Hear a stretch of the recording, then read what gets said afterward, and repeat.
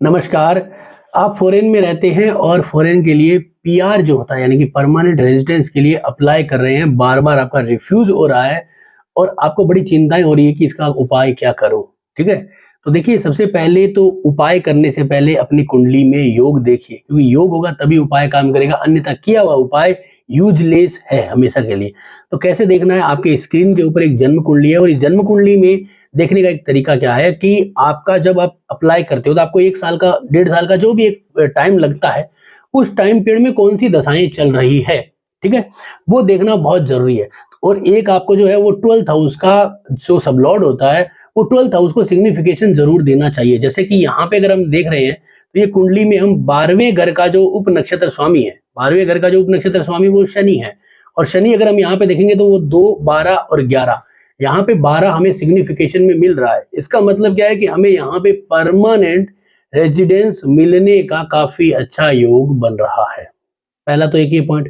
दूसरा कि हमारी जो दशाएँ आने वाले समय में है, जैसे कि यहाँ पे अगस्त 2026 के बाद इस जातक को जो है वो दशा चलेगी शुक्र की। शुक्र कुंडली में 8वें घर में बैठा है, सब लोग कह रहे हैं ये बड़ा नुकसान हो जाएगा, नुकसान। देखो, जो होना है वो होगा, हमारा अभी टास्क क्या है उस पे कंटिन्यू करना बहुत ज़रूरी होता है, ठीक है ना? ये हमें क्या देगा, ठीक है? तो यहाँ पे हम शुक्र को देखते हैं तो शुक्र 4, 7, 2 और 9 देता है। 4 का मतलब क्या होता है? मातृभूमि या फिर रेजिडेंस, ठीक है ना?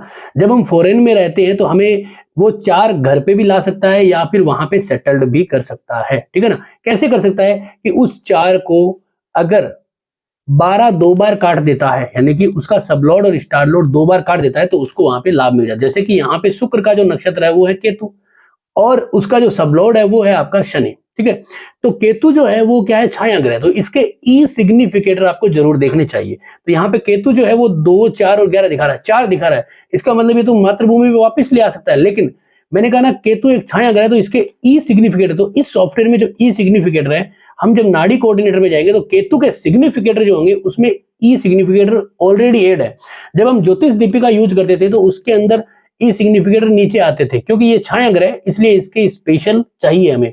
तो यहाँ पे हमें 12 मिल रहा है, ठीक है? ये हमें मिल गया तो हमारे लिए क्या है? मोस्टली काम हमारा हो चुका है, ठीक है?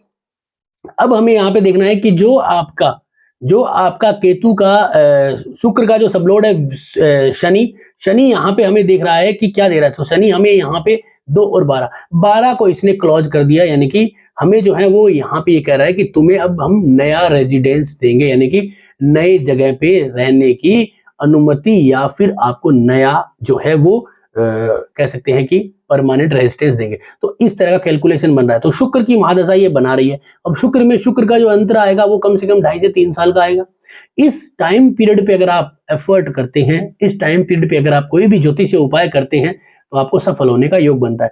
अन्यथा उपाय जो है वो चाबी है जिसके लिए ताला चाहिए, और ताला जो है वो आपका भाग्य है। तो भाग्य होगा तभी वो चाबी लगेगी, अन्यथा वो चाबी जो है वो यूजलेस है, उसको फेंक देना ही फायदेमंद रहता है। तो आपने जैसे कि इस कुंडली में देखा, आपको कैसा लगा जरूर बताएं। अच्छा लगा तो लाइक करें, और अगर आपका एक्सपीरियंस इसका जैसा रहा है कि हाँ मेरे ये लाभ हुआ, नुकसान हुआ, मुझे नहीं हुआ कोई भी पीआर, तो कमेंट जरूर करिए।